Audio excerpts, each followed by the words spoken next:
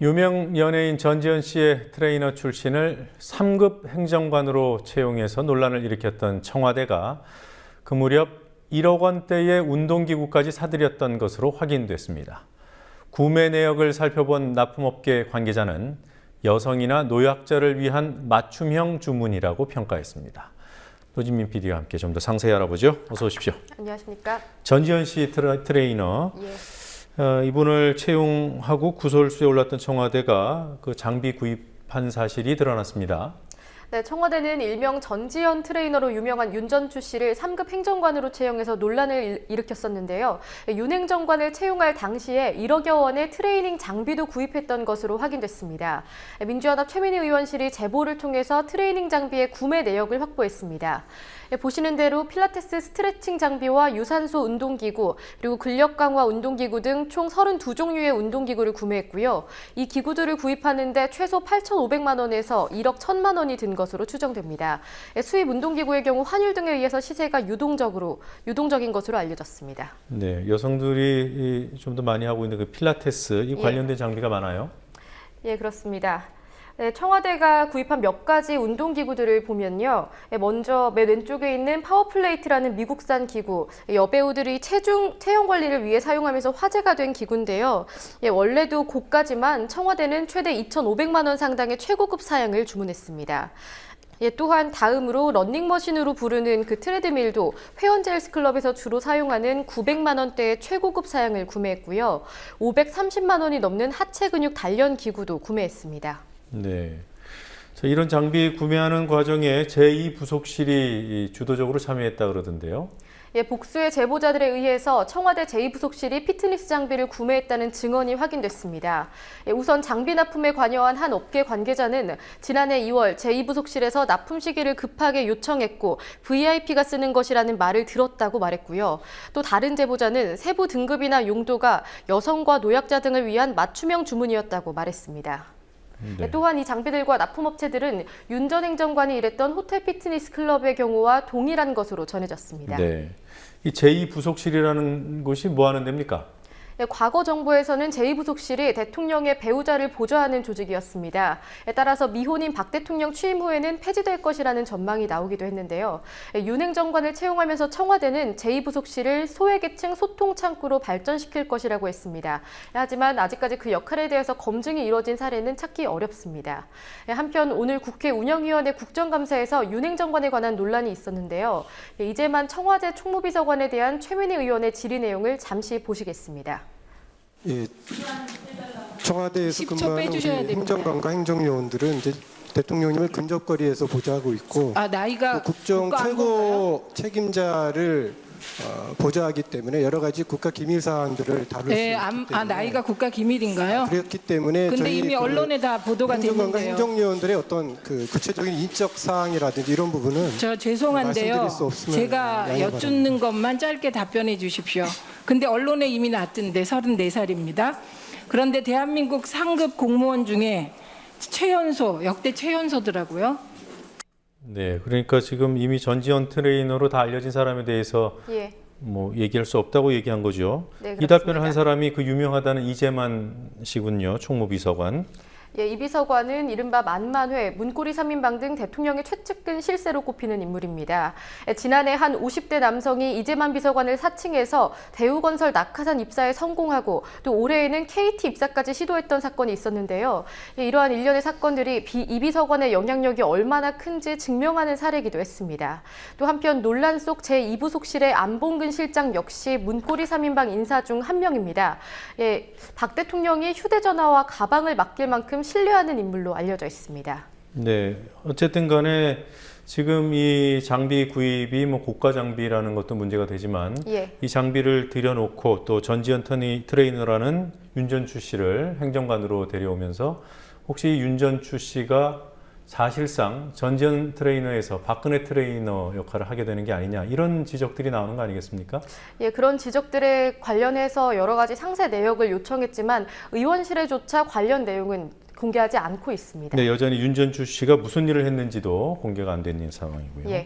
다만 대통령 트레이닝 역할을 하지 않았다 이런 얘기죠. 자, 이명박 전 대통령 얘기해 보겠습니다. 서울 지하철 9호선 뭐 특혜 사업이라는 지적은 뭐 줄곧 있어 왔는데 이 부분에 대한 수사를 검찰이 했습니다. 예, 서울중앙지검은 오늘 이명박 전 대통령의 지하철 9호선 특혜 의혹에 대해서 무혐의 처분했습니다. 이 전 대통령은 지난 2012년 경실련에 의해서 고발당했는데요. 서울시장 재임 당시에 지하철 9호선 기본요금을 올려주고 또 최소 운영 수입 보장 MRG, 즉 예상에 못 미치는 수익분을 보전해주는 규모를 과다하게 책정했다는 이유였습니다. 특히 9호선 대주주인 맥쿼리의 계열사에 이 대통령의 조카이자 이른바 만사형통 이상득 의원의 아들 지형 씨가 재직 중이었다는 점에서 권력형 비리 의혹도 있었는데요. 이런 혐의들에 대해서 검찰은 모두 혐의 없음 처분을 내렸습니다. 네, 뭐 어느 정도 근거를 가지고 무혐의 처분을 내렸겠죠. 검찰은 서울시와 민간 사업자의 협상 과정에서 협약 내용이 바뀌었을 뿐이라면서 이것이 서울시의 불리한 조건이 아니라고 판단했습니다. 함께 고발된 서울시 실무자들을 불러서 조사했지만 죄가 성립하지 않다고 보고 별다른 조사는 사실상 하지 않았습니다. 네. 당시 결정 때문에 갈등이 빚어진 일이 있었죠. 예, 2009년 7월 9호선이 개통된 뒤 4년간 서울시가 MRG 규정에 따라서 맥쿼리사에 지급해야 하는 지원금은 1,267억 원에 달했습니다.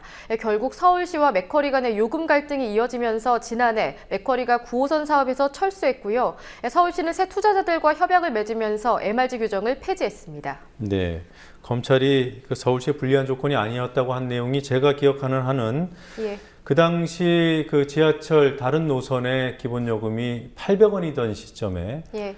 이 맥쿼리에는 1,000원을 보장을 해줬고요. 예, 그렇습니다. 그리고 향후 사업 15년 동안 보장된 수익금이 있었어요. 그 예. 예상 수익의 90%에서 70%를 보전해주는 그런 내용이었죠. 예, 그렇습니다. 네, 그게 특혜가 아니라는 얘기군요.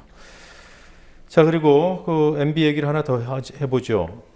그 퇴임 후인 이명박 전 대통령이 현직 대통령보다도 경호를 받은 횟수가 더 많다. 어떻게 된 겁니까? 네, 청와대 대통령 경호실이 국회 운영위원회 소속 의원들에게 공개한 경호활동 내역을 분석해봤는데요.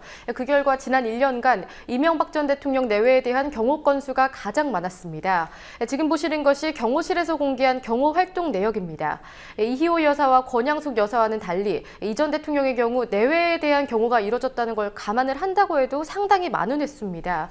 특히 박근혜 대통령의 경우 327건의 경호를 받은 데 비해서 이 전 대통령 내외는 1934건, 그러니까 현직 대통령보다도 6배나 더 많은 경호를 받았습니다. 네, 뭐 뭔가 이유가 있겠죠. 어떤 일정 때문에 경호를 받았습니까? 우선 이 전 대통령 내외는 각종 해외 교류로 인한 그런 경우가 있었는데요. 지난 1년간 총 11번의 경우를 받았습니다. 그리고 국내 사례의 경우에는 구체적인 사례들이 전부 다 공개되진 않았습니다만 일부 알려진 사례를 보면 부적절한 사례라는 지적을 받은 경우가 많았습니다. 예컨대 지난해 4월 이른바 황제 테니스 논란이 있고요. 지난해 5월 노무현 전 대통령 4주기에 재임 시절 참모들과 골프를 쳤을 때도 경호를 받았습니다. 또한 국정원 대선 개입 사건, 4대강 사업 부적절 판정 등이 논란이었던 지난 8월에는 4대강 사업에 참여한 건설사 골프장에서 골프를 즐길 때도 역시 대통령 경호실의 인력이 동원됐습니다. 네. 자, 맞벌이 하는 부부, 서울에서 전세를 마련하는데 어느 정도의 기간이 걸립니까? 경제정의실천시민연합이 오늘 통계청과 고용노동부 그리고 국민은행의 자료를 분석해서 맞벌이 신혼부부가 아파트 전세를 구하기까지 걸리는 시간을 발표했는데요. 30대 초반에 결혼해서 맞벌이 가구가 된 초대졸 신혼부부를 기준으로 통계를 냈습니다. 구체적인 내용은 화면으로 설명드리겠습니다. 지금 보시는 화면은 신혼부부가 아파트 전세를 구하는 데 걸리는 시간을 연도별로 구분한 겁니다. 서울 아파트에 전세를 구하려면 2009년에는 17.2년이 걸렸던 것이 지난해 28.5년까지 늘었고요. 수도권 아파트의 경우도 2009년 12.6년에서 상승세를 이어가다 지난해는 21년을 넘어섰습니다. 2009년에 비해서 전세금을 마련하기 위해서 맞벌이를 해야 하는 시간은 서울과 수도권 모두 65% 이상 길어졌습니다. 네. 자, 뭐 소득이 전세 가격을 못 따라가기 때문에 생기는 현상 아니겠습니까? 예, 그렇습니다. 전세 가격은 치솟고 있는 반면에 맞벌이 부부의 흑자 규모는 오히려 줄어들었습니다. 이번엔 연도별로 전세 중간 가격, 그러니까 평균 가격과 맞벌이 신혼부부의 흑자 규모를 비교해봤습니다. 네. 전세가의 경우에는 2009년 2억 137만 8천 원에서 지난해 2억 8,209만 원대로 40% 비싸졌고요. 수도권 역시 1억 4,792만 원이었던 아파트 전세가가 지난해 2억 863만 원대로 41% 높아졌습니다. 하지만 맞벌이 신혼부부의 흑자액은 2009년부터 점차 감소하더니 지난해를 기준으로 82만 6천 원, 최근 4년간 흑자가 늘기는커녕 18% 줄어들었습니다. 네. 그리고 서울시 공무원 간첩 조작 사건이 있었죠. 그에 연루됐던 국정원 직원들하고 또 국정원에 협력했던 사람들, 오늘 선고 공판이 있었더군요. 형량이 어떻게 나왔습니까? 서울중앙지법은 오늘 국정원 직원들과 협조자 2명에 대한 허위 공문서 작성 및 모해 증거 위조 등 혐의 대부분을 유죄로 판결했는데요. 하지만 최대 양형은 2년 6개월에 그쳤습니다. 우선 증거 조작을 주도한 국정원 김모 대공수사팀 과장에게는 징역 2년 6개월이 선고됐고요. 이모 전 대공수사처장은 1년 6개월의 실형을 받았습니다만 방어권 보장을 이유로 법정 구속은 면하게 됐습니다. 수사 도중에 자살을 기도했던 국정원 권 과장은 징역 1년 6개월의 집행유예 2년을 선고받았고 이인철 전 주 선양영사관 영사는 징역 1년에 집행유예 2년, 국정원 협조자인 조선족 2명은 각각 징역 1년 2개월과 8개월이 선고됐습니다. 네. 이 형량 이거 어느 정도인 거예요? 부족한 겁니까? 어떻습니까? 재판부는 국정원 직원들에 대해서 피고인들이 형사처벌을 받은 전력이 없고 국가안보를 위해서 20년 이상을 헌신하고 국민을 위해 봉사한 점 등을 들어서 양형을 참작했다고 설명했습니다. 하지만 이에 대해서 유우성 씨 변론을 맡은 민변 소속 김용민 변호사는 죄질에 비해서 형량이 지나치게 낮다면서 충격적인 판결이라고 비판했습니다. 더욱이 이 사건이 검찰의 꼬리 자르기 수사라는 논란을 불러왔다는 점에서 논란은 쉽게 가라앉지 않을 것 같습니다.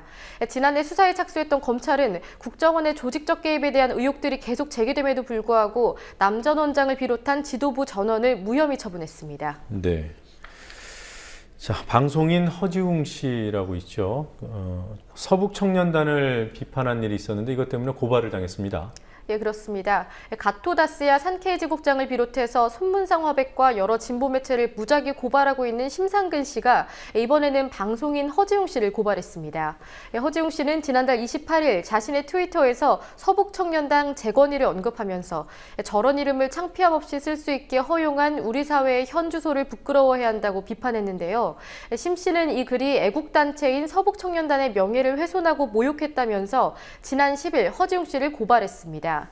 이 소식을 들은 허지웅 씨는 미디어오늘과의 인터뷰를 통해서 박정희 전 대통령 대변인을 자처할 정도로 나이가 많은 분이 서북청년단이 과연 무엇인지도 모르는 거냐고 하면서 비판했고요.